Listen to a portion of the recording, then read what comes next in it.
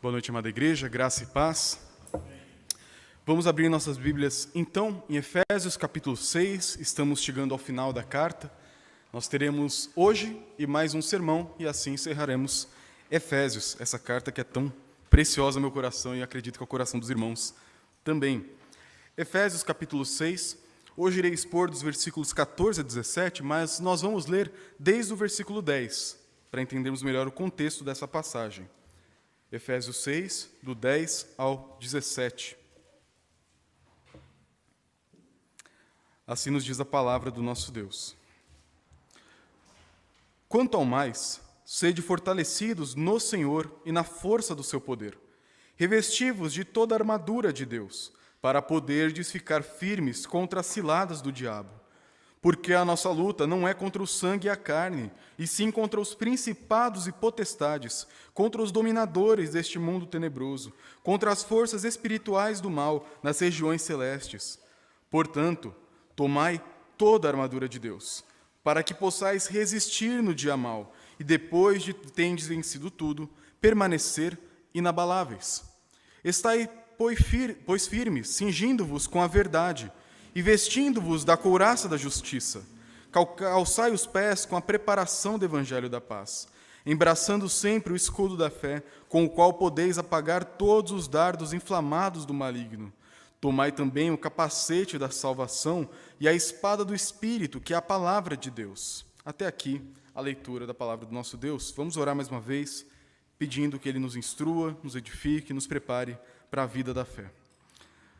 Pai querido, agradecemos ao Senhor pelo privilégio que é poder te dar aquilo que o Senhor é digno, a adoração, o louvor, toda a nossa vida.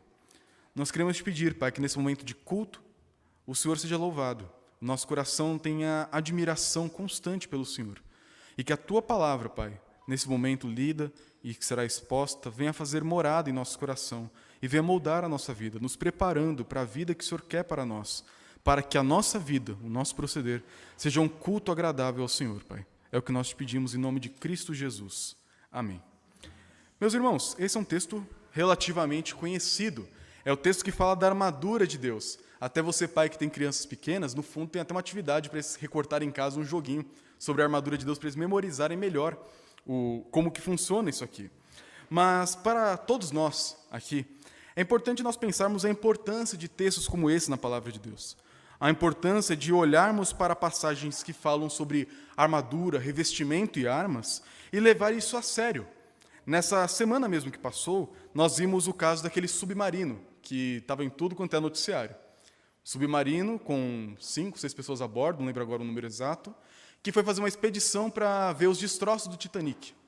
E que logo depois de mergulhar, passaram-se 400 metros de profundidade, se eu não erro de novo a quantidade de metros, e perdemos o sinal. E passaram-se muitos dias, e então começaram a achar destroço, e confirmou-se que o submarino, por mais tecnológico, por mais investimento financeiro que tivesse por detrás, não proporcionou a segurança necessária para uma missão tão ousada como aquela. É importante ter segurança nas missões que nós nos metemos. Quando pensamos em mergulhar até o fundo do mar, precisamos ter garantias de que haverá oxigênio, que haverá segurança, que haverá todos os meios necessários para se proteger, ir e voltar em segurança. E é claro que quem fez aquilo pensou nisso e se esforçou, mas infelizmente acidentes acontecem. Quando olhamos para a nossa vida cristã, meus irmãos, temos uma situação parecida, para não dizer mais grave. Porque quando olhamos para a vida cristã, nós temos uma batalha na qual nós estamos inseridos do momento em que nascemos ao momento que morremos. Uma batalha que não envolve apenas você, indivíduo, mas você, a sua família, a sua igreja, os seus antepassados e aqueles que virão pela frente. É a batalha do reino das trevas contra o reino da luz. E na última semana em que expus Efésios, nós vimos o caráter dessa batalha. Eu vou revisar ele rapidamente para podermos seguir. Mas, além disso, vimos em vários outros momentos nas últimas semanas quais são as bases bíblicas para compreendermos esse conflito. E se você conseguiu acompanhar o sermão, o grupo familiar, a aula de hoje de manhã, creio que você percebeu a seriedade do que eu estou falando. Não é uma coisa qualquer, não é uma metáfora de como falar sobre problemas emocionais. Não, é uma batalha séria, uma batalha que tem destinos eternos em jogo. E para nós compreendermos bem essa passagem, vamos voltar ao capítulo 6 ainda, do versículo 10 ao versículo 13, lembrando do caráter dessa batalha, já que tem pouco mais de uma semana que vimos isso, para então olharmos como nos vestimos, nos preparamos para estar seguros e prontos para essa batalha. No último sermão, do versículo 10 ao versículo 13, nós vimos que a força para a batalha está em Deus, em um relacionamento real, vivo com esse Deus. E ao viver com Deus, buscar força nesse Deus, eu posso ficar firme contra os ataques de Satanás. E Paulo nos lembra de justamente quem é o nosso inimigo. Não são as pessoas, não são sistemas ideológicos, ainda que possam servir às trevas, mas são contra os principados e potestades, contra as forças espirituais do mal, contra os dominadores desse mundo tenebroso que governam nas regiões celestes. É contra estes seres, contra o sistema do mal, que nós lutamos na batalha da fé. E Paulo terminou dizendo que essa batalha tem uma vitória garantida. Quando você passar por toda a luta, por toda a provação no dia mal, quando Satanás vier com suas forças contra você e a sua igreja, você sairá vitorioso. Porém, é uma vitória que deve permanecer constante.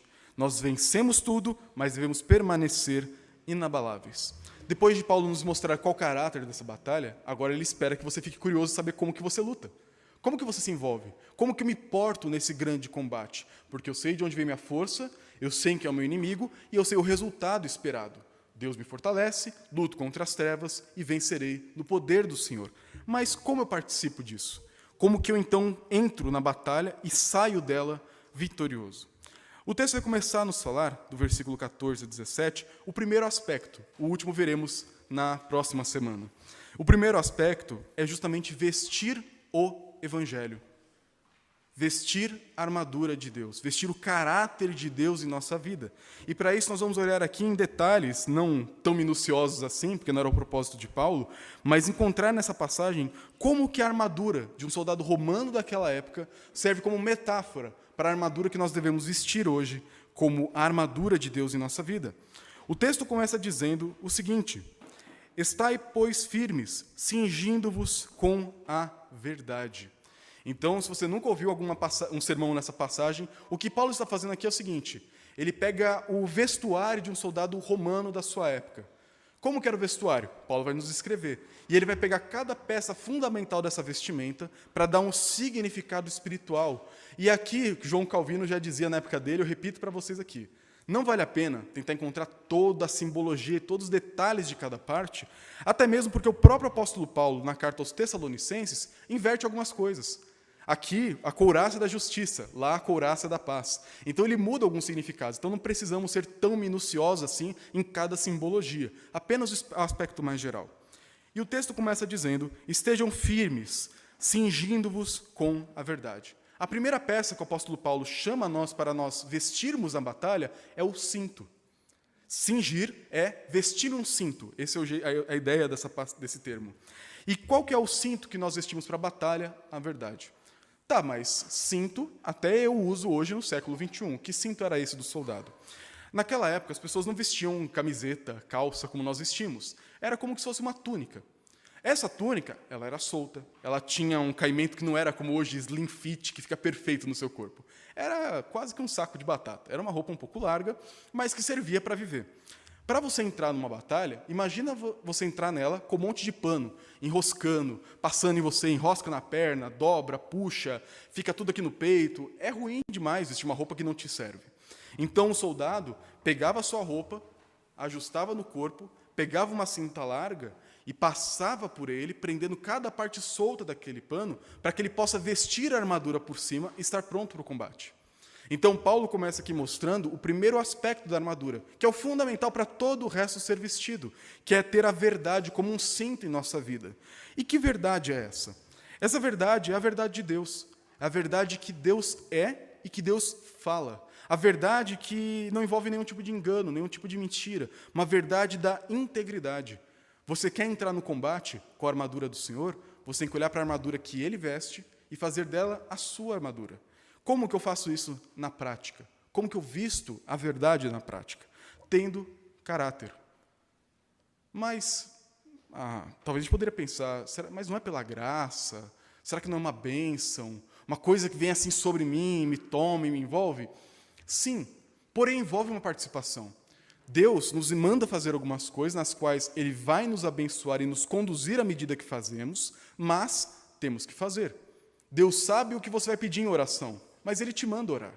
Deus sabe que quem vai ser alcançado pelo Evangelho, porque Ele escolheu cada um que ouviria, mas Ele te manda pregar. Quando Deus fala, vista o cinto da verdade, Ele vai te fazer ter um caráter verdadeiro e íntegro, mas você tem o dever de levar isso a sério em sua vida. Esse caráter íntegro envolve em você não permitir que a mentira tenha lugar algum em sua vida. E como isso é fácil de acontecer, meus irmãos?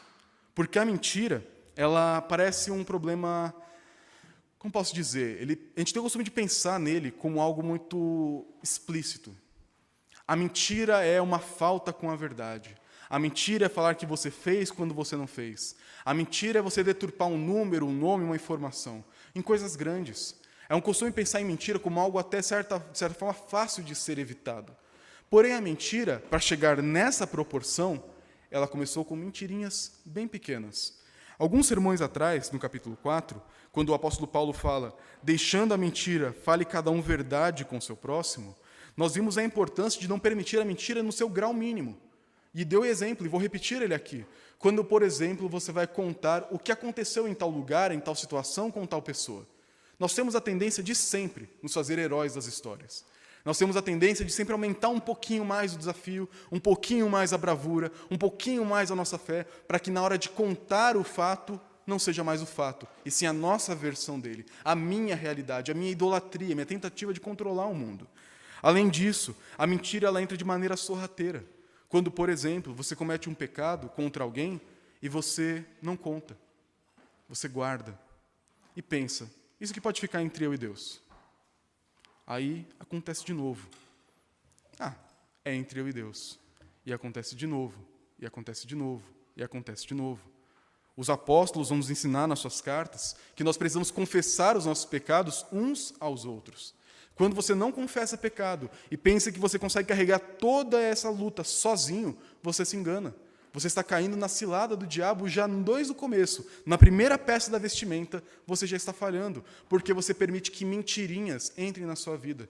Sabe aquele pecado que sua esposa sabe que você não sabe que você cometeu? É importante que haja confissão. Sabe aquele pecado que você está guardando e escondendo, fingindo que nada aconteceu, até mesmo de Deus? Alguns chegam ao ponto da cegueira, da mentira, de tentar mentir para o próprio Deus. Sabe que fez algo errado, mas nunca confessa. Sabe que tem um problema na vida, mas nunca lida com ele. Nós precisamos, irmãos, ser um povo verdadeiro. A primeira peça, a mais fundamental, que vai permitir que tudo fique no lugar, é um grande cinturão da verdade, da integridade. Mas por que eu tenho que fazer isso? Porque Deus é assim. Lá no capítulo 5, no primeiro versículo, Paulo já falou para nós, sede, pois, imitadores de Deus, como filhos amados. E no último sermão em Efésios, eu disse para vocês que falar armadura de Deus significa a armadura que Deus veste. Aí eu disse, como que a armadura de Deus pode servir em mim? Quando eu creio em Cristo, eu estou unido a Cristo, a roupa dele me serve, porque eu estou em Jesus. Mas repare, como eu posso dizer que eu estou em Cristo, que eu sou um imitador de Deus, se no caráter mais basilar e fundamental do ser de Deus, a verdade, a sua integridade, a sua perfeição, eu já nego isso logo de cara? Nós não podemos, irmãos, de forma alguma, permitir a mentira em nossa vida. Mas também temos que fazer o positivo, a verdade, ter um caráter íntegro, ter palavra. Lembra do que Jesus disse para os seus discípulos no Sermão do Monte? Seja o seu sim, sim, e o seu não, não. O que passar disso vem do maligno. Por que ele disse isso? Porque naquela época, judeus, tementes a Deus, que conheciam a Bíblia, faziam o quê? Eu juro por Deus que eu vou pagar. Eu juro por Jerusalém, pelo templo sagrado do Senhor, que eu não fiz isso. E Jesus fala, você não tem autoridade sobre essas coisas. Pare de colocar isso como garantia. Se torne uma pessoa honesta. Que a sua palavra sim seja um sim. Quando você falar você fez, você fez. Quando você falar que você não fez, você não fez. E isso envolve muitas coisas práticas da nossa vida. Prazos, entregas de trabalhos na escola e na faculdade. Envolve contas a serem pagas. Envolve cada mínimo aspecto. E por que é tão importante ser chato nisso, minucioso nisso? Porque na hora que nós abrimos uma brechinha desse tamanho para a mentira, o diabo começa a nos atacar. E ele ataca ataca um grupo, ataca toda a igreja, por meio de mentiras. Lembra do caso de Acã no Antigo Testamento? Assim que derrotaram Jericó, Deus falou, quando vocês derrotarem, não peguem nada do despojo da cidade. Não é para pegar túnica, não é para pegar ouro, não é para pegar animal, não é para pegar nada daquela cidade. Está tudo condenado. Acã foi lá no meio dos despojos, depois da grande batalha, e viu coisas que lhe interessavam. Guardou para si, enterrou no fundo da sua cabana. Entenda, a mentira te faz esconder. Escondeu debaixo da sua cabana, enterrou o seu tesouro, montou a barraca e seguiu sua vida. Na próxima batalha contra a cidade de Ai, o povo foi para lá, na força do Senhor, mas pereceram. Vários soldados morreram. E aí Josué entra em crise. Como assim? Toda vez que nós lutamos até aqui, o Senhor nos deu vitória de maneira tão fácil. Nunca foi pela nossa força. Deus nos abençoou e a gente venceu. Por que agora isso não acontece? E Deus fala para Josué, porque um de vocês mentiu. Um de vocês tomou o despojo e enganou todo mundo. E por causa do erro desse toda a nação está envolvida nesse erro e vocês têm que resolver esse problema no meio de vocês. Então tem todo um processo, descobrem quem é Acã e ele é responsabilizado pelo que ele causou, causando a morte de várias pessoas do exército de Israel. Quando uma pessoa peca e permite a mentira viver abrigado no seu coração, isso se torna um fermento que contamina toda a igreja.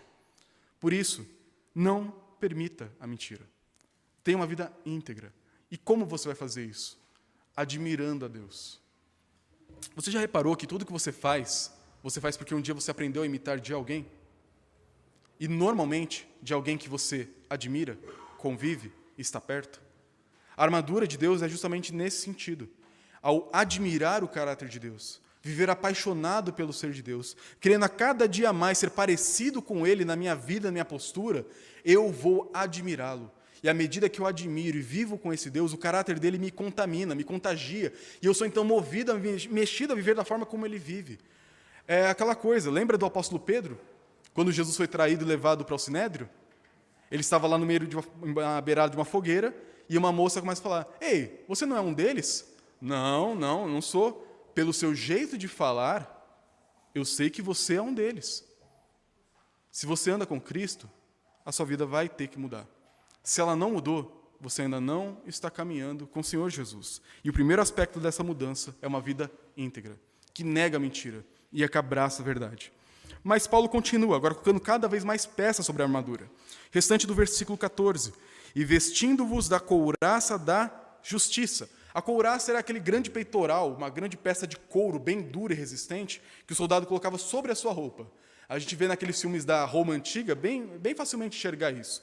É uma armadura de couro que formava o peitoral de um homem e era vestida na frente e na trás. É como se fosse um escudo para o corpo. E era grudado em você, você vestia aquilo. E a comparação que Paulo nos faz aqui é que essa é a justiça. E que justiça é essa? Não é aqui, no caso, a justificação pela fé, ainda que seja uma possibilidade isso. Mas a maior parte dos comentaristas, eu entendo que não é dessa justiça que o texto está falando, e sim da justiça de caráter também. É a justiça que Deus tem. E da mesma forma que a verdade, a justiça de Deus também deve ser a minha justiça. Pelo mesmo procedimento, convivência com Ele, admiração do seu caráter, então aprendizado a viver como Ele vive. Jesus falou, eu sou manso e humilde de coração, aprendei de mim. Como que eu aprendo de você, Jesus? Anda do meu lado. A figura que Jesus coloca naquele momento é da canga de um boi. É um grande pedaço de madeira em que colocava um boi mais experiente e um boi mais novo do lado, para que o mais novo aprenda a andar no ritmo do mais velho. Então Jesus fala, eu sou o boi mais velho, vem do meu lado, que eu vou te ensinar, ande comigo, aprenda comigo e você vai ser como eu sou. A caminhada cristã, meus irmãos, não é uma coisa opcional. Não dá para você falar, eu creio em Cristo, mas não vivo como Cristo. Não, ou pelo menos não busco viver como Cristo. Nós devemos ter essa paixão pelo Senhor, a tal ponto que eu vou querer imitá-lo, porque eu o amo. Porque Ele é a pessoa mais importante da minha vida, porque eu quero ser como Ele é, porque eu admiro em cada aspecto do seu ser. E essa justiça aqui é a virtude de você ser justo. Você ter uma percepção do que é verdadeiro, do que é correto, e fazer o que é verdadeiro e o que é correto. É ter uma postura firme contra o mal, uma postura firme também para com o bem.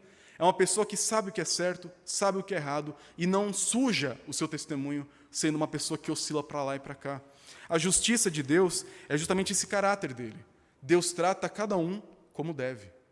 É claro, Deus é misericordioso, não dando o que a gente merece em muitos casos, e gracioso, dando coisas que nós não precisamos, não merecemos em outros casos. Mas Deus faz isso dentro da sua justiça. Pense no seu caso. Você, por natureza, é filho da ira, como o capítulo 2 de Efésios nos diz.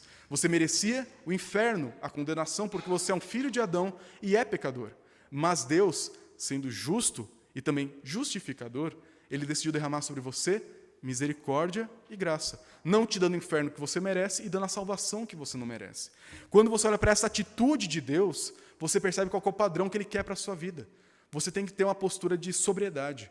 Eu sei olhar para o mundo à minha volta e tomar decisões sábias, decisões justas, porque meu Deus é justo. Então quer dizer que agora eu vou ser o peso da lei? Lembre, a justiça é de Deus. E na justiça de Deus há espaço para a misericórdia e para a graça. Você vai poder ver, por exemplo, dentro do seu lar, filhos que às vezes são desobedientes, e filhos vão desobedecer. Não que seja certo, mas vai acontecer. Um pai que veste a couraça da justiça vai saber punir o seu filho de acordo com a justiça. Não vai punir com raiva, não vai punir para descontar o seu ódio, ou algum tipo de ressentimento, ou da vergonha que passou pela desobediência do filho na frente de outras pessoas. O pai vai ser justo de pensar, meu filho fez isso e ele é uma criança. Ele não errou com a maldade que eu, adulto, erraria se eu fizesse a mesma coisa. Ele errou porque ele ainda não tem a experiência, a maturidade. Ele errou porque ele é pecador também. E levar isso em consideração para ser justo na punição. Nós temos que lembrar disso, por exemplo, na igreja, quando nós nos reunimos como conselho. A disciplina eclesiástica é parte de uma igreja saudável. Uma igreja que não disciplina, uma igreja que não chama atenção, é uma igreja que está caminhando para a morte. Porque Jesus disse que dentro da igreja, a conduta tem que ser justa. E quando o conselho vê algum irmão que está em falha e que é abordado por um, abordado por dois, então é chamado ao conselho, a intenção é de ser justo, avaliar pela palavra e tentar, na medida da justiça de Deus, da graça e misericórdia de Deus, atender aquela pessoa, tratar do seu pecado e conduzi-la à retidão. A justiça, meus irmãos, está em toda a vida cristã. E quando nós não somos justos, começamos a criar de novo brecha para o diabo. Imagina você para um campo de batalha sem a couraça. Você fica vulnerável. Imagina sem o cinto, você vai ficar vulnerável. Nós não podemos negociar partes do nosso caráter se nós estamos em Deus. Além disso, o texto vai nos dizer no versículo 15, do que nós colocamos nos pés. Versículo 15, calçai os pés com a preparação do evangelho da paz. E esse aqui é o termo um pouco mais difícil de entender dessa lista toda. É como se Paulo olhasse para a sandália de um soldado romano e falasse dessa preparação como aquilo que dá firmeza, aquilo que é proporcionado pelo vestir aquela sapatilha. O mais parecido que a gente tem hoje são as chuteiras de jogadores profissionais de futebol, que tem cravos embaixo. A sandália, o calçado de um soldado romano, era feito de couro, era bem revestido para proteger o pé e o tornozelo, mas debaixo dele tinham pregos, que eram feitos ali para justamente pregar no chão e não recuar. Quando o inimigo viesse bater de frente, ele usasse seu escudo, usasse toda a sua armadura, o pé dele ia ficar fincado no chão, a ponto do inimigo não fazer ele retroceder. E, ao mesmo tempo, quando o soldado dá um passo para frente, ele avança de fato. Quando o texto fala do evangelho da paz, que dá essa firmeza aos nossos pés, que nos prepara para essa jornada da batalha, nós temos aqui a noção de que a consciência do evangelho que me alcançou e quer alcançar outros é o que me motiva a caminhar no campo de batalha. Em primeiro aspecto, para mim mesmo, se eu sei que eu fui alcançado pelo evangelho, e o que é o evangelho? Deus, tendo que derramar sua justiça sobre mim, escolhe ser misericordioso. Mas Deus não pode simplesmente fingir que eu nunca pequei. Ele não pode fingir que nada aconteceu, está tudo resolvido entre a gente. Ele tem que ser justo, ele tem que punir.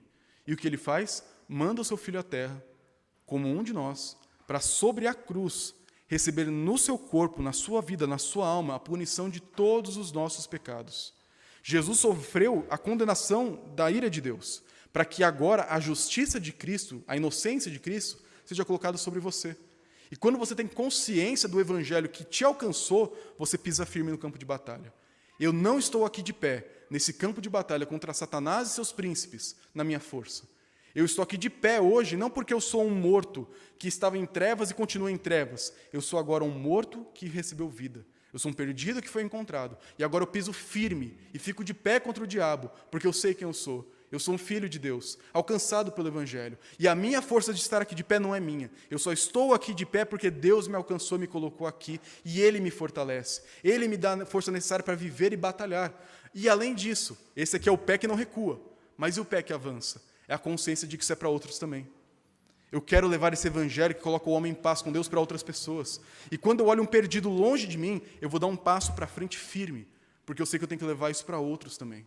Eu vou olhar para aquelas pessoas e eu vou avançar. Eu vou olhar principados e potestades tentando me assustar desse avanço, e eu vou falar para eles: vocês foram derrotados na cruz de Cristo, como lemos hoje pela manhã em Colossenses. O seu poder não é mais legítimo. A autoridade de vocês sobre a vida daquele homem e daquela mulher não são mais verdadeiros. Por isso, em nome de Jesus, creia no Evangelho, avance contra os principados e potestades, contra Satanás, na firmeza da missão que um dia te alcançou e que quer alcançar outras pessoas também.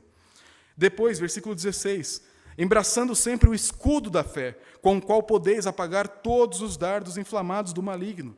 E o escudo, então, literalmente a palavra é porta. Era um grande escudo quadrado, assim, que os soldados usavam. Alguns dizem que tinha 1,25 m por 70 de largura. Era uma grande porta. E quando os soldados se juntavam, esticavam o seu escudo e ficavam um perto do outro, formava uma muralha, formava uma grande barreira. E essa barreira servia tanto para proteger, como também para avançar, empurrar os seus inimigos no momento do conflito. E o escudo aqui é caracterizado pela fé. E o que é um escudo da fé? Como que a fé me protege na batalha? A fé é a consciência de coisas que não se veem, a esperança de coisas que se esperam, é a firme convicção que vem do próprio Deus. O apóstolo Paulo, na mesma carta que estamos, falou que a fé é dom de Deus. Se você foi alcançado pela graça, você sabe que a fé não veio de você. Você não estava num belo dia em casa e pensou: olha, eu acho que eu vou crer no Evangelho, porque eu quero, simplesmente assim, do nada eu quero. Não, algo mexeu com você. Em algum momento você teve convicção do quanto você estava perdido. Em algum momento você percebeu o quanto o sacrifício de um homem que morreu há 2000 anos atrás é válido hoje em 2023 para você. E quando você creu nisso e abraçou isso para a sua vida, isso fez agora uma fortaleza no seu coração. Quando você olha para a fé, você tem uma convicção inabalável. Uma convicção que, como veremos daqui a pouco, ela pode aumentar ou diminuir, mas que ela é verdadeira porque ela vem de Deus. E por que é importante ter essa convicção? Porque o maligno lança dardos, flechas inflamadas. Naquela época, alguns soldados usavam flechas longas e fortes e colocavam na sua ponta um chumaço de algum material inflamável. Embebiam ele no óleo para queimar por um longo tempo e lançavam de longe, para quando acertasse um soldado em um campo árido, pegasse fogo no escudo, pegasse fogo no cabelo, pegasse fogo na roupa, pegasse fogo no quem está do lado e matasse o maior número de pessoas possível. Não tinha granada naquela época. A flecha inflamada era o melhor que eles tinham naquela época para destruir um grande número de pessoas com um único tiro. Satanás faz o quê? Ele pega de longe, porque ele é covarde, estica a sua flecha e lança dardos inflamados. Ele lança tentações para a nossa vida para tentar nos derrubar. Por exemplo, como que o Satanás faz isso? Ele faz isso quando, por exemplo, lança dúvidas no nosso coração.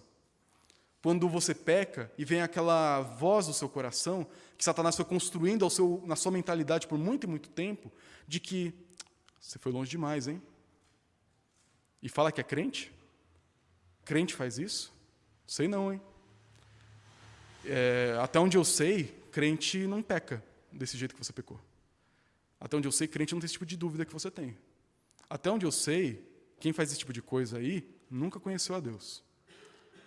Satanás vai colocando dúvidas, aquela poeirinha nas articulações que vai incomodando aos poucos e vai nos imobilizando. Ele vai colocando: você tem certeza da sua fé? Você tem certeza? Nossa, Bíblia, um livro tão velho, que passou por tantas traduções, como é que você pode acreditar num negócio desse? Fé? Você está cantando para um ser, olhando para uma parede, para uma tela de celular e cantando, esperando que ele vai te ouvir? Que coisa de maluco! Você não tem mais o que fazer da vida não do que ficar um domingo à noite aqui com um monte de gente, ouvindo um homem falando de um texto tão antigo? É esquisito isso. Você não acha um pouco estranho? E essas vozes vão entrando na nossa cabeça. Vozes que fazem a gente pensar: será que vale a pena continuar? Será que eu não estou sendo fanático? Será que eu só não acredito nisso porque meu pai e minha mãe me ensinaram a acreditar e que se eu tivesse crescido numa família muçulmana eu não acreditaria? E começa a colocar várias dúvidas na nossa cabeça, para de alguma forma você pensar no meio do combate: o que eu estou fazendo aqui? E na hora que você abaixa, esquece do inimigo, a flecha acerta você. E quando ela te acerta, ela está pegando fogo. Ela vai incendiar você, a sua família, o seu grupo mais próximo na igreja e toda a igreja. O escudo, meus irmãos, não era um equipamento individual. Ele podia te proteger individualmente. Só que pense, você com um escudo individual te protege apenas em um ângulo. Aqui, ou aqui, ou aqui. Não é uma grande redoma. A eficiência de um escudo na batalha é estar próximo de outras pessoas. Quando você levanta seu escudo, você tem que contar que vai ter uma pessoa da sua direita, da esquerda e uma atrás colocando por cima, para que você possa avançar com segurança. Paulo nos mostra aqui, nas entrelinhas, que a batalha é coletiva. E que na coletividade, Satanás quer derrubar a coletividade da igreja, através de você, através das suas fraquezas, através das suas dúvidas e das incertezas do seu coração. Satanás, ele ataca de maneira covarde, porque ele quer nos colocar dúvidas no coração de que nós não somos verdadeiramente filhos de Deus. E como que você vence as flechas de Satanás? Com o escudo. E naquela época, soldados, para se protegerem de flechas pegando fogo, colocavam no seu escudo, que era madeira revestida com uma pele de couro de animal, um couro bem encharcado em água, um couro bem molhado, porque quando a flecha batia, ela molhava e apagava. Quando você quer resistir a Satanás como igreja, individualmente, você tem que levantar a sua fé de maneira firme. E como que você faz isso na prática? Lembrando de quem você crê, em quem você crê. Lembrando das certezas do Evangelho, por mais absurdas que elas possam parecer ao mundo de hoje, e falar, eu creio sim nessa loucura. Porque essa loucura do Evangelho, como diz o apóstolo Paulo em Coríntios, me salvou. Essa loucura me mantém de pé. É essa loucura que me fez hoje perceber que a realidade não é só aquilo que eu enxergo com meus olhos. Existe uma realidade espiritual por detrás. E essa loucura me fez ser quem eu sou hoje, filho de Deus. A fé, ela vai na contramão da dúvida. E, de novo, não quer dizer que é errado de todo ter dúvidas. Não é errado de todo você perguntar e tirar dúvidas sobre a sua fé. Isso é muito importante. Mas aquelas dúvidas que minam a fé têm que ser combatidas com a convicção que vem da palavra de Deus. Quando o diabo fala assim, ei, você não acha que você foi longe demais? Você não acha que esse tipo de pecado aí não é coisa de descrente, não? O que você faz? Levanta a fé. Como que você faz isso? Não é por obras. Nunca foi e nunca será pelo que eu faço. Eu sou amado por Deus porque Ele morreu por mim. E eu creio no sacrifício de Jesus Cristo na cruz há 2000 anos atrás. E essa morte dele é por mim. E eu creio nisso. E ainda que eu tenha pecado e desonrado meu Deus, esse não é o fim da minha história. Porque na cruz de Cristo Ele morreu por todos os meus pecados. Portanto, eu errei sim. Eu tenho que me arrepender sim. Eu tenho que me arrepender e seguir em frente com a graça de Deus. Mas não é um pecado que vai definir a minha história. Porque a minha história foi definida na cruz. Por isso eu posso resistir a você, Satanás, porque eu sei quem lutou por mim, eu sei quem venceu por mim, e ainda que eu seja fraco e tenha dúvidas às vezes, eu sei que Ele não tem, Deus não tem dúvidas de que eu sou dele e que Ele é meu, eu tenho essa certeza, e você levanta essa fé, junto com outras pessoas, porque tem horas que você vai estar fraco, e aí aquele colega do lado fala assim, levanta o escudo, a flecha está vindo, e aí você vai ficar, não, mas por quê? Não tem inimigo. Tem, olha aqui, está pegando fogo. E ele vai te ajudar. E essa é a importância da coletividade da igreja. E aqui, de novo, irmãos, parece que tudo vira pretexto para bater nessa tecla, mas não é. A Bíblia fala disso constantemente. Não dá para ser desigrejado. Tem pessoas agora acompanhando pela internet. Graças a Deus por isso. Nós oramos por idosos, enfermos, pessoas que não têm condições. Mas tem muita gente que tem condição e ficou assim. É tão bom ficar em casa. Tão cômodo. Eu não preciso de igreja, é um lugar cheio de gente hipócrita. Quem fala isso já se acha, a última bolacha do pacote. A igreja é cheia de gente hipócrita. Eu não sou hipócrita. A igreja é cheia de gente falsa. Eu não sou falso. É um auto-engano. Você precisa da igreja. Soldado fora do exército leva flechada a toda hora. Acha que está de pé, mas já está destruído, pegando fogo no meio do campo de batalha. Já virou churrasco faz muito tempo. Não dá para ser crente fora da igreja. Não dá para ser crente fora do exército. Não dá para estar na batalha e levantar um escudo sozinho, quando Satanás é a miríade de demônios que quer te atacar por todos os lados. Você não consegue se defender sozinho. Você precisa do exército. Você precisa da família da fé para estar ao seu lado nos momentos de combate. Mas o texto continua. O capacete, versículo 17. Tomai também o capacete da salvação. E o que é esse capacete? Aí fica mais fácil. Essa peça mais conhecida de toda a armadura, talvez. É a proteção da cabeça. E aqui, nós não tínhamos na época ainda aquela mentalidade que a cabeça é a parte racional, é aqui que está o cérebro e tudo aqui é pensado. A ideia do judeu era que era tudo no coração, nas suas entranhas. Mas a cabeça aqui, de novo, para não esmiuçar demais as ideias das peças da armadura, é importante entender que agora Paulo fala o seguinte, sabe o que cobre a sua cabeça? A parte mais importante, que se tirar fora você já era, porque dá para ficar sem um braço, dá para ficar sem uma perna, mas sem a cabeça não dá. O que tem que proteger a parte mais importante agora é a salvação. E o que é isso? Lembrar do que Deus fez por você. Lembrar do sacrifício de Cristo. É isso que vai te permitir levantar a cabeça no meio do campo de batalha, olhar para as fileiras do inimigo e falar, vamos em frente. Quando você lembra do sacrifício de Cristo, do preço do que custou a sua salvação, você consegue ter confiança. porque você sabe que você não conseguiria de forma nenhuma pagar esse preço. Mas quando você lembra o tamanho da graça, o tamanho do poder, o tamanho da ação de Deus por você que não merecia, isso te dá convicção para andar. Porque, sejamos sinceros, se você for um cristão que vive bem, vive de forma ética, de forma coerente, vigia, que ora, que busca crescer na palavra de Deus, é um cristão saudável, glória a Deus por isso. Mas, se você está nesse caso, sabe muito bem que não dá para fazer isso sozinho. Você sabe que tudo isso que você tem de virtudes e qualidades, que são verdadeiras e dá para ser assim, é desejável ser assim, não vem de você, vem de Deus. Um cristão saudável não se acha muito bom. Ele sempre acha que dá para crescer mais um pouquinho. Ele sempre sabe que tem áreas da sua vida que faltam amadurecer. Ele sabe que tem áreas da sua vida que tem que crescer um pouquinho mais, porque ele ainda não alcançou a estatura do homem perfeito, como vimos no capítulo 4 de Efésios. Eu tenho que crescer, eu tenho que amadurecer, mas eu sei que apesar de tudo isso, eu só estou aqui pelo sacrifício de Cristo por mim. Ter consciência de que você é crente, que você é salvo, é fundamental no campo de batalha.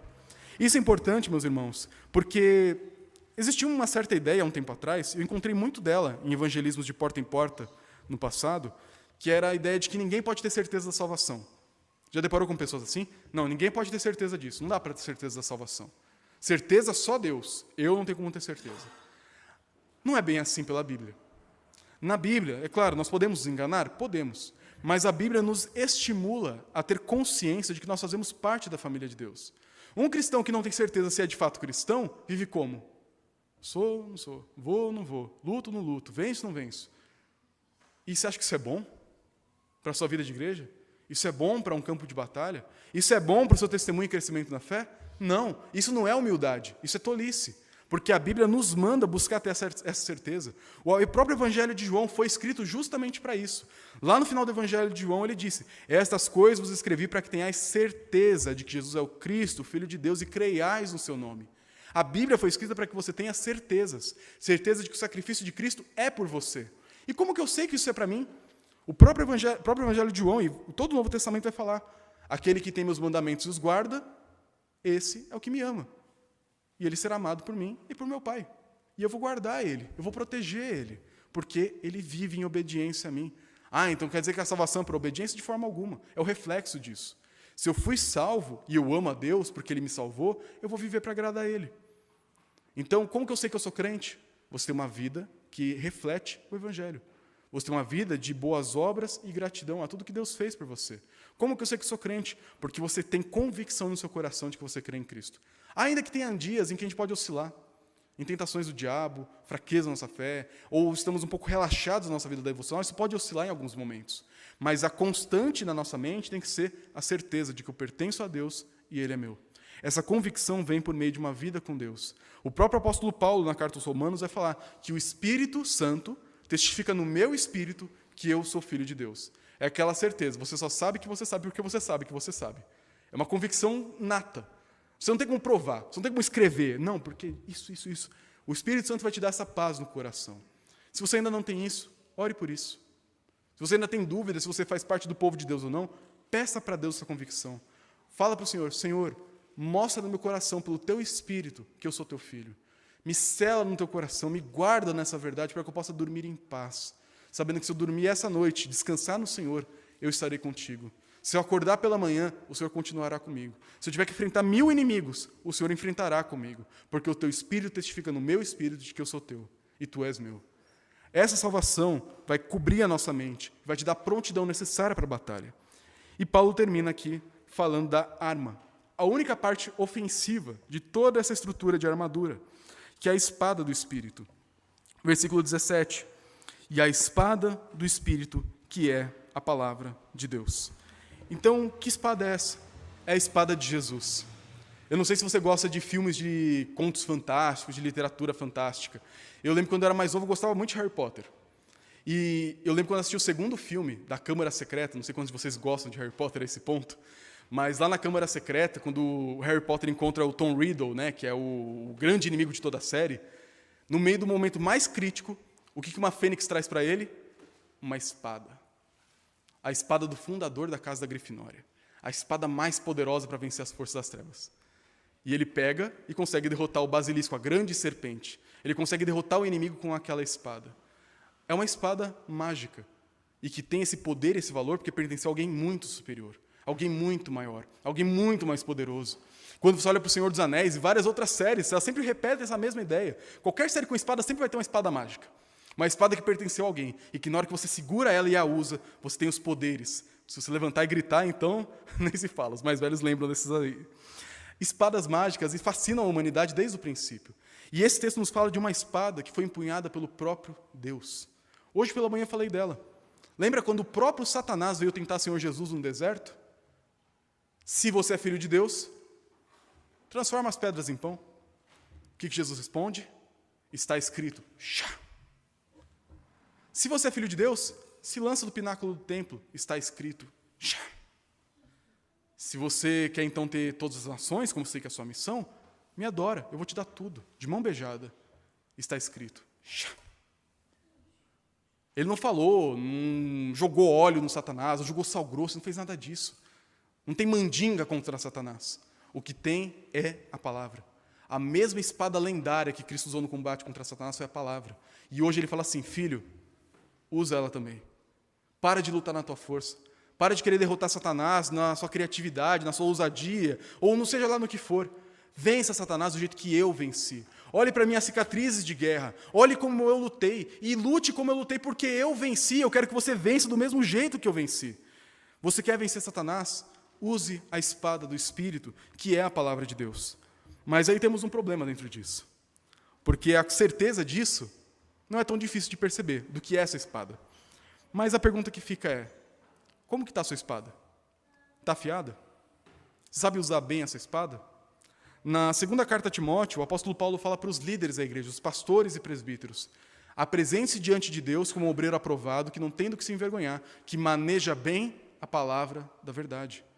Isso é uma ordem específica para os pastores e presbíteros da igreja. Todo pastor e presbítero tem que saber usar bem a Bíblia. Tem que conhecer a Bíblia de ponta a ponta. Claro, não todos os detalhes ninguém sabe totalmente. A gente sempre vai aprender a estudar mais e mais. Mas um pastor, um presbítero, não pode ser um neófito. Não pode ser uma pessoa que confunde Obadias com Ageu. Não pode ser uma pessoa que não sabe o que a Bíblia ensina em cada um dos seus livros, em cada uma de suas partes. Nós temos que buscar esse conhecimento, buscar essa compreensão. Por quê? Senão o diabo vem com a tentativa de sedução contra a igreja e você não sabe defender a igreja. O diabo vai tentar atacar você e você não sabe se defender. Lembra? Olhe para a situação de Jesus no deserto. O diabo fala, se você é filho de Deus, transforma as pedras em pão. O que Jesus responde? Está escrito, lá em Deuteronômio, que nem só de pão viverá o homem. A pergunta que fica é, você saberia referenciar, você saberia embasar o golpe da espada que você vai dar contra o inimigo? Pense no seguinte, vamos sair do deserto, vamos para o dia a dia hoje em 2023. Você está no seu trabalho. E você percebe uma colega de trabalho que está flertando com você. Ou um colega de trabalho que está flertando com você. Você é casado. Você quer honrar Deus no seu casamento. Mas está lá. Você sabe daquela troca de olhares. Você sabe daquele sorrisinho. Daquela proximidade que está indo um pouco além de uma simples amizade. Você percebe, você não é tolo. Como que você vence essa tentação? Como que você vence a investida de Satanás? Está escrito. Onde? Como que você vai lutar se você não sabe nem onde está escrito? O que a Bíblia te ensina para você lidar com isso? Ou, por exemplo, você está tentado na época de escola e faculdade a plagiar. Afinal de contas, o professor não vai ler mesmo. Se colocar uma receita de miojo no meio, ele não vai nem reparar. É só copiar, é só jogar pergunta na internet, é só copiar aqui e ali e pronto, está tudo resolvido. A tentação vem. Você vai responder, está escrito. Aí você manda aquele WhatsApp, pastor, o que a Bíblia fala sobre copia e cola, sobre plágio? Pastor, o que a Bíblia fala sobre... É compreensível que a gente não saiba tudo, mas não faz sentido você se dizer cristão e você não saber nada. Significa que você tem uma espada que está sem fio, que você não sabe utilizar, que não serve para nada. É uma espada inútil. Cristão, você tem que aprender a conhecer a palavra de Deus. Você tem que aprender a usar a Bíblia a seu favor. Lembrar das promessas de Deus. Lembrar do que a Bíblia nos ensina. Para que quando o diabo se levantar contra você, você falar, está escrito. E talvez não lembrar a referência exatamente. Romanos 3, 23. Mas lembrar o que está escrito. Jesus não falou referência bíblica para o diabo, até porque não existia na época. Ele só falou o conteúdo. Quando a tentação vem, meus irmãos, você só vai vencer se você usar a espada que Jesus usou, que é a palavra de Deus. A espada é necessária. E para que você a utilize bem, você tem que conhecer. Por isso, leitura bíblica, meus irmãos, não é um moralismo. Não é uma coisa que o pastor fica falando só para atormentar a gente. É necessário. Sem a palavra, você não consegue lutar. E como que eu luto? De duas formas. Se protegendo, que foi o que eu falei até aqui, mas também atacando. Porque a espada serve para proteger dos ataques do inimigo, mas também para golpear. E como que eu golpeio nessa batalha espiritual? Quando eu prego o evangelho. Quando você prega o evangelho e dá uma espadada num oponente humano usado por Satanás, você pode fazer ele virar um aliado. Porque você pregou o evangelho para aquela pessoa, ela foi ferida pela palavra. E aquela palavra que o feriu, o chama para a nova vida. Quando você está no campo de batalha, você não quer só derrotar Satanás, mas você quer resgatar aqueles cativos por Satanás. E como você faz isso? Usando a palavra do Espírito, a espada, que derrota inimigos e os faz aliados. Você só vai conseguir evangelizar na hora que você conhecer a palavra de Deus. Quando você conhecer o que você crê na palavra. De novo, não é saber tudo, mas é saber algo. Algo que te dá segurança, algo que te dá firmeza. Tudo que nós vimos até aqui, verdade, justiça, preparação do evangelho, a fé, o capacete da salvação, tudo isso, meus irmãos. Você não conhece o básico da fé, que foi o que eu acabei de falar durante todo esse sermão. O que é a verdade, o que é a justiça, o que é a fé, o que é a salvação, o que é o evangelho. Como que você espera vencer o Satanás? Como você espera resistir no dia mau? Como você espera atacar o império das trevas e resgatar pessoas do domínio de Satanás e de seus principados? Como? Se nós não conhecemos nem o básico. Por isso, meus irmãos, não brinque. Você não está em um playground. Você está num campo de batalha. Você não está tomando um café da tarde. Você está lutando. E se você não sabe usar a espada, você vai ser atingido. E pessoas que deveriam ser resgatadas não serão resgatadas por sua falta de preparo e preguiça de buscar se preparar. Deus não te cobra de saber tudo. Afinal de contas, ninguém sabe tudo. Mas o desejo de saber algo, de crescer, amadurecer e se preparar para o combate, isso Deus te cobra, sim. Você tem que crescer na fé. E na medida que você cresce, Deus vai cobrar mais e mais de você, porque Ele está te fortalecendo e preparando para essa batalha. Mas depende de você se dispor a participar desse treinamento, se dispor a crescer no campo de batalha como servo de Deus. E eu quero terminar essa mensagem falando sobre o uso geral dessa armadura. Porque nós vimos vários aspectos dela. Verdade, justiça, evangelho da paz, o escudo da fé, o capacete da salvação e a espada do Espírito. Mas como que isso funciona agora de forma prática no conjunto? Que é disso que Paulo está falando. O conjunto, meus irmãos, vai ser necessário nos momentos de tribulação. E aqui serve um ótimo teste para você saber em que área você está falhando. Talvez, olhando para tudo isso, você pense assim, olha, eu acho que eu estou conseguindo resistir bem com a minha fé. Eu acho que a consciência da salvação está tranquila no meu coração, eu acho que eu não duvido muito disso. Eu acho que a firmeza assim, da fé, sabe, de saber contra-argumentar a cidade de Satanás, eu até tenho uma certa firmeza disso. Mas sabe aquela firmeza de avançar com a preparação do Evangelho da Paz? Eu sinto que eu sou tão preguiçoso, que eu não avanço, e que na hora que tem algum problema eu me acomodo e retrocedo um pouco. Durante as tentações, meus irmãos, nós percebemos em que áreas nós estamos com mais deficiência na armadura. Porque, lembre-se, é um cinto, uma couraça, um capacete, botas, espada, escudo. É todo um conjunto que vai te proteger. Se você entrar no campo de batalha sem capacete, onde você acha que o inimigo vai mirar? Se você entrar sem escudo, onde você acha que ele vai te atacar? Como ele vai te atacar? Sem espada, você vai fazer o quê? Vai dar escudada no inimigo? Não dá para vencer assim. Por isso, quando você é tentado de alguma forma, olhe para que área da tentação você cedeu primeiro. Pense na última vez que você pecou. E espero que você lembre, tá? Porque senão encontramos um querubim entre nós que não peca. Mas lembre da última vez que você pecou. Pense como que você veio a pecar. Que área da sua vida de fé não estava protegida? Que parte da armadura você não estava vestindo naquele momento? Será que era uma fé firme? Será que era uma passividade de não lutar com a palavra de Deus? Será que era uma falta da consciência da salvação? Será que era uma justiça e uma verdade que não te tornavam íntegro no meio do combate e que te fazia duvidar do que Deus fez na sua vida? O que foi que faltou? Que parte da armadura você não vestiu bem ou não vestiu de forma alguma? Perceba que área é essa e busque crescer nessa área. Volte nesse texto durante a semana e perceba, olha, pastor, eu realmente percebi que eu tenho muita consciência da salvação, mas eu retrocedo muito, eu avanço muito pouco, eu não tenho uma pisada firme no campo de batalha e eu preciso crescer nisso. Como que eu faço isso? Lembrar do alcance do Evangelho na sua vida e lembrar como ele quer que ele alcance outras pessoas. E se inspirar nisso, olhar como Cristo fez isso. Ele veio ao mundo para trazer salvação para as pessoas e foi conquistando e continua conquistando até o último dia. Olhar para essa armadura e pensar, olha, eu acho que eu estou muito passivo no campo de batalha, eu não uso a espada para nada. E talvez criar a disciplina de ler a Bíblia todos os dias. 1 capítulo, 2 capítulos, 4 capítulos, não sei. O que funcionar para você, desde que você leia e cresça nessa área. Olhe para onde você falhou e perceba que a parte da armadura você não vestiu. Mas é possível que você não tenha vestido nenhuma. Nunca. Que até agora você estava achando que você era um baita de um soldado, mas percebeu que você nunca usou nada disso. Você nunca teve convicência da sua salvação, firmeza. Você nunca avançou, você nunca lutou, você nunca defendeu junto com seus irmãos. Você nunca fez nada, você nunca vestiu essa armadura, nem sabia que isso existia. Se esse é o seu caso, chegou a hora de vestir. O Senhor Jesus, o grande general desse exército aqui, ele não pede um monte de pré-requisito para entrar. Ele não fala, olha, você tem que ser muito bravo em batalha, muito forte, muito virtuoso, muito sábio, muito conhecedor da Bíblia.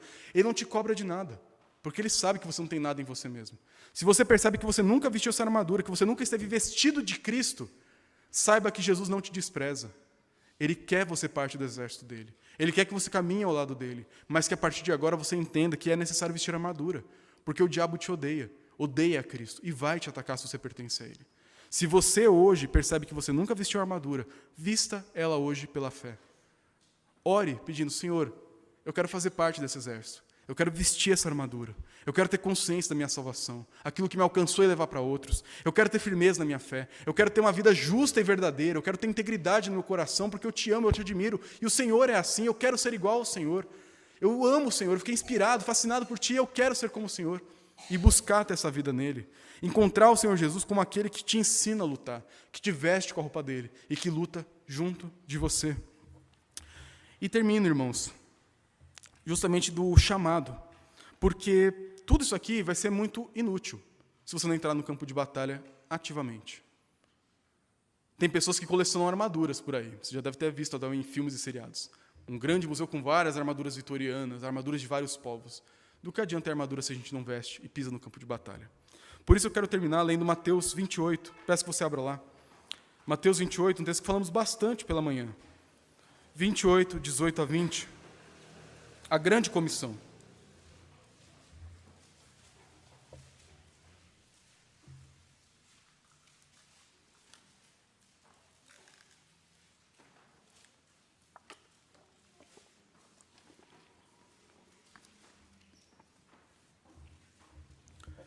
Depois de ter ressuscitado, Jesus disse o seguinte para os seus apóstolos e seus discípulos.